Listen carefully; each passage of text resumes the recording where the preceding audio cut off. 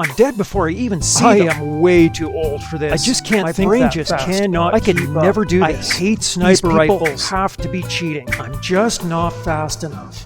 Hey memers and streamers, it's your favorite crabule bugger Fracken here again, and today I'm here to help you with the single most common complaint that I hear from people getting into first-person shooter games: a lack of speed.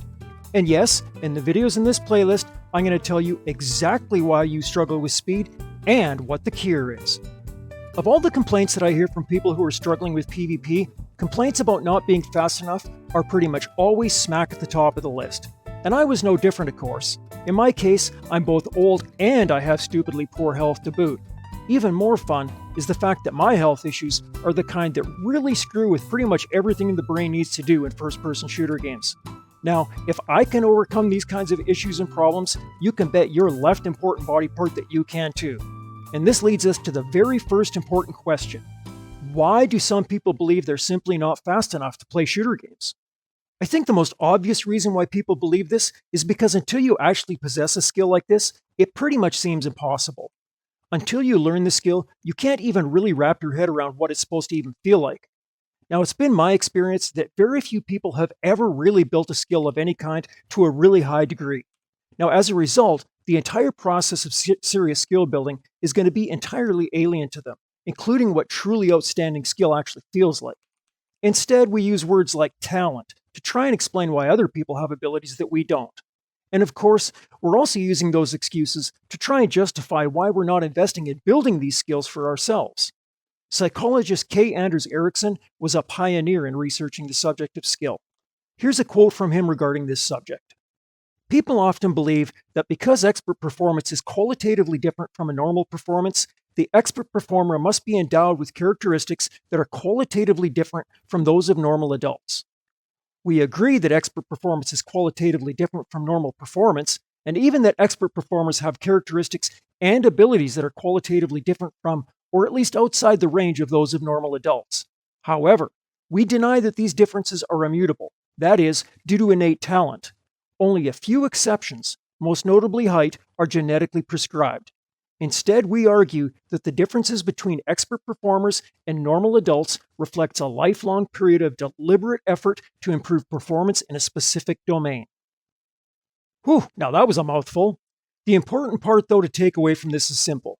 It's not talent that leads to a person possessing a particular skill, it's the effort that they put in to learn that skill and the way that they approach building that skill. And speed is a skill like any other skill, something that you can learn and improve.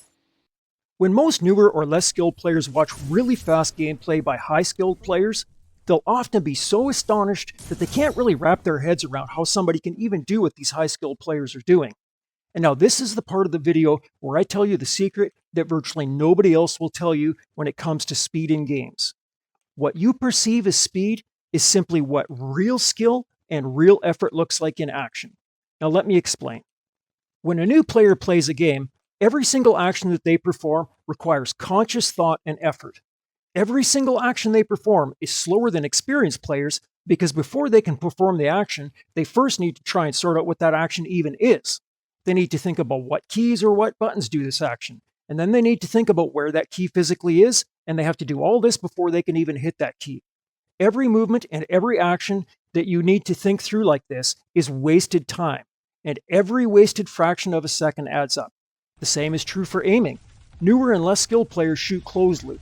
This means that they're doing a constant loop of moving as close to the target as they can, then kind of visually figuring out how far off the target they were, then moving as close as they can again, then evaluating the error again, over and over until they're finally on target. Every one of these things, from button presses to aiming, takes time, and this is where the proverbial rubber meets the proverbial road. While most people can wrap their heads around being able to quickly and accurately move a character around in video games by hitting buttons on the keyboard, the one thing that most people cannot wrap their heads around is the fact that with enough practice and refinement, humans can learn to shoot so fast and so accurately that it virtually looks like they're cheating. Really good players rarely need to refine their aim point before shooting. Much of the time, they simply snap that aim point directly to the target's head, and they do it on the very first try. Even I can do this on my better health days, and I'm a 50-year-old shut-in. Imagine what a healthy young person could be capable of. And this is really the bottom line. When people complain about not being fast enough, what they're really complaining about is feeling mentally overwhelmed. During fast game action, they can't think fast enough to keep up with what they need to keep up with because every little action requires their conscious attention. So, what's the answer to this problem? Well, if you can't think fast enough, stop thinking. This sounds like a joke, but it's actually not. The real true secret to speed is not having to think first. Again, no, I'm not joking. There's two main pathways that humans have for interacting and dealing with the outside world: a conscious effort one and a subconscious one. Conscious effort is what you're doing when you have like training wheels on a bike and you're learning to ride that bike. Subconscious effort, on the other hand, is when you've learned to ride that bike already and you don't need the training wheels anymore. It requires so little mental effort on your part that you can whistle a tune while you're riding. This applies to your gaming as well. A general lack of overall mechanical skill is probably a solid 50% of why certain people struggle with speed. If it takes you a couple of seconds to get on target and start shooting, you have lost before you've even started if you've come up against somebody that can just whip those crosshairs onto your head and shoot. If you fumble the keys to the point that you need to stop and look once in a while, your lack of skill is also constantly pulling your attention from the flow of the game. The only way to rectify these issues are with deliberate practice, game time, and pushing your skills to a higher level.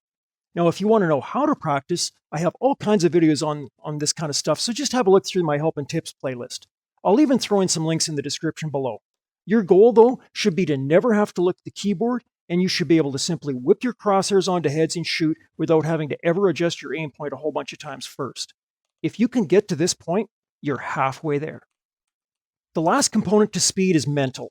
There's multiple parts to this as well, and I'll be covering bits of this in other videos in this playlist later on, but there's a few things that we have time to cover here now. Ego can be a powerful and helpful tool. If you can learn to use ego in a positive way, it can help you to prevent things like hesitation or a lack of general aggression in your games. By telling yourself that you're good enough, that you won't miss, and that the other team should fear you instead of you fearing them, it is a lot easier to convince yourself to get out there and get shooting instead of just sitting back behind cover and waiting like a fraidy cat. Outside of the match, though, you're better off flipping this ego thing around and telling yourself that you are the worst player who's ever lived and that you need lots of practice and game time just to get better. Just use the right outlook at the right time. The very last thing that I want to cover today is learning to push your reaction time down willfully. For me, my intent when I do this is to trigger a sort of mental bullet time like you see in the movies like The Matrix. Now, obviously in the real world, you're not going to be watching bullets go by, but you can learn to push your reaction time down a bit so that you're responding as fast as you humanly can. Again, I think an analogy is the best way to convey this idea. I want you to think back to when you were a kid in school.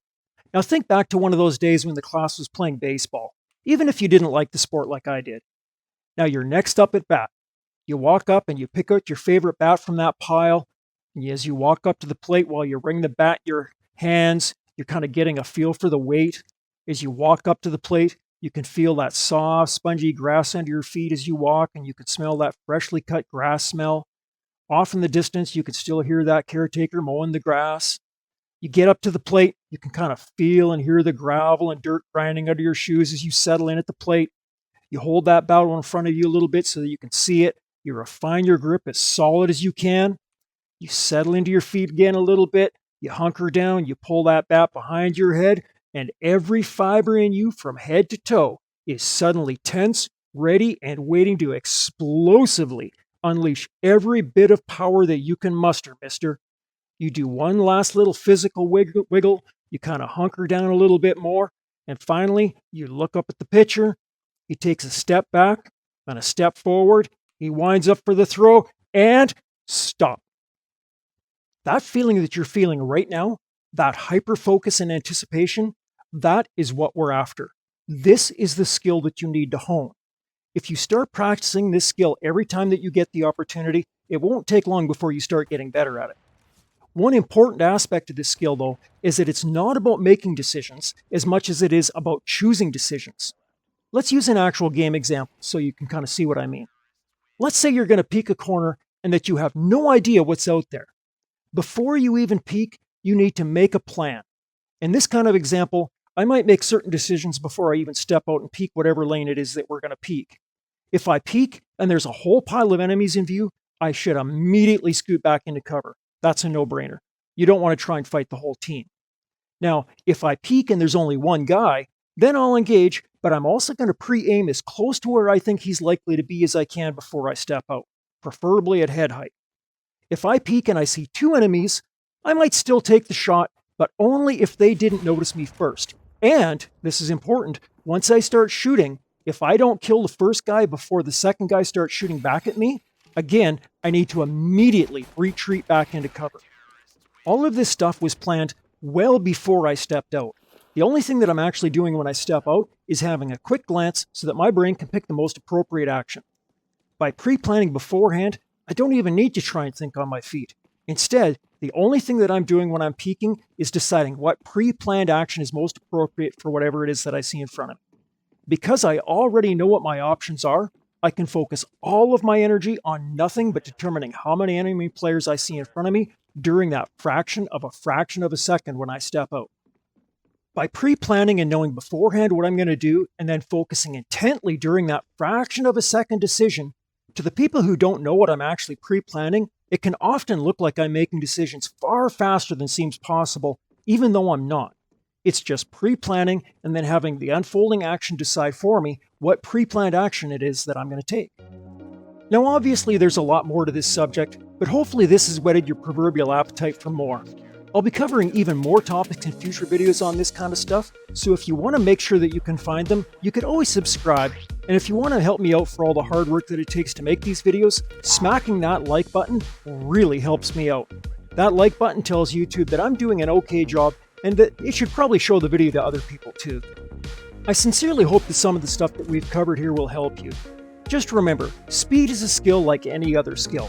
If you really want to crank your speed up, you need to start doing something different, and aim practice and movement practice, along with good mental planning and focus, can go a long way to getting you to the top of that leaderboard. If you guys have any questions or comments, feel free to comment below. Anyhow, that's it for now, guys. GG's and 7 threes.